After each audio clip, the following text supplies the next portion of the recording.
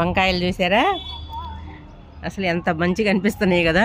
అయ్యిగోండి ఒకసారి చూపించి మీకు హార్వెస్ట్ చేస్తాను. ఇవి 2 మొక్కలు ఉన్నా చాలండి, ఎన్ని కాయలు కాస్తున్నాయి. ఈ సైజు చూడండి ఎంతంత పెద్ద సైజు కాస్తున్నాయి. అదిగోండి కట్ చేద్దాం. ఇది బజ్జీలకు చాలా బాగుందండి. ఇప్పటికి 4-5 సార్లు నేను బజ్జీలు చేశాను. అంటే సన్నగా అలాగే కట్ చేసేసి ఆ కాయ మనం శనగపిండిలో ముంచి బజ్జీ చేసుకోవచ్చు. చాలా టేస్టీగా ఉంది. అలా ట్రై చేయండి ఈ కాయలు ఉన్నవాళ్ళు. ఇంకా పెద్ద సైజు అయ్యిద్ది. ఇక నేను కోసేస్తున్నాను అనమాట. అదిగోండి మిరపకాయలు, మళ్ళీ మిరపకాయలు వచ్చేసినాయి.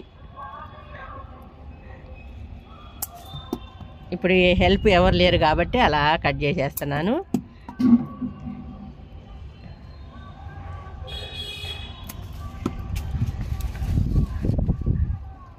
సైజు అసలు ఎంత పెద్ద సైజు అనమాట. ఒక్క కాయ అలా సన్నగా కట్ చేసేసి బజ్జీ చేస్తే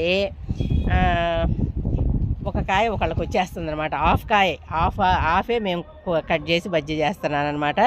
చూసారు కదా, ఈ లైట్ గ్రీను చక్కగా పెంచుకోండి.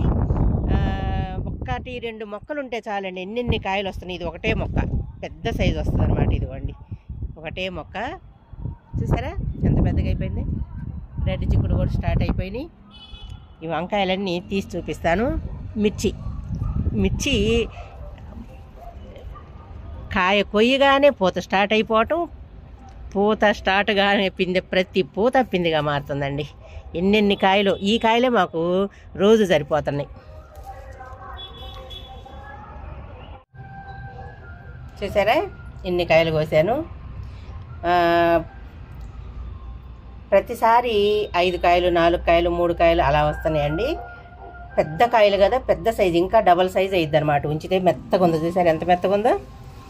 మెత్తగా అసలు దూదిలాగా ఉందన్నమాట. ఇంకా డబల్ సైజ్ అయ్యిద్ది. ఇప్పుడు కోసేసాను. ఇక మనకేంటంటే నెక్స్ట్ మళ్ళీ కాయలు రావాలి కదా, ఇవి కోసేస్తే కానీ మళ్ళీ కాయ నిలబడిద్ది. ఓకేనా?